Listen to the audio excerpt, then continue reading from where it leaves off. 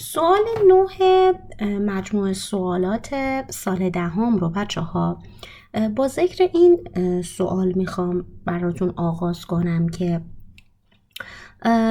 یک مجموعه آی رو به ما داده، گفته ایکسمون عضو آره و ایکسمون بین -2 تا 3، ولی از ما ایکس به علاوه 1 ها رو خواسته که بعد متمم آ رو پیدا کنیم.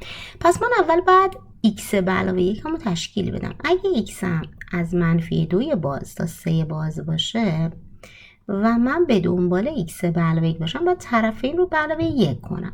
-2 به علاوه 1 میشه -1، ایکس به علاوه 1 و 3 به علاوه 1 میشود 4.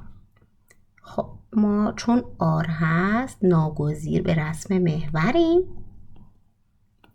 از -1 باز تا 4 باز.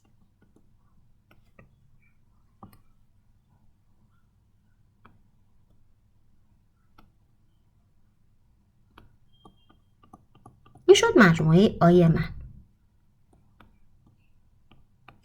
حالا سوال از ما به دنبال آپریمه، نکنید گفته متمم این بازه. مجموعه آی من بازش به این فرم شد،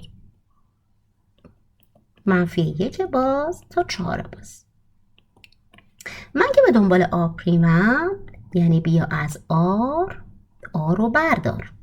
خب اوکی، پس میشه از منفی بی نهایت تا، چون تو خالیه و تفاضل دارم میکنم تو پر میشه، اینجا پریم، اینجا باز 4 تو خالیه، وقتی تفاضل میشه توی پر میره تا مثبت بینن. پس مجموعه آپریم من شد از منفی بی نهایت باز تا -1 بسته اجتماع 4 بسته تا مثبت بی نهایت.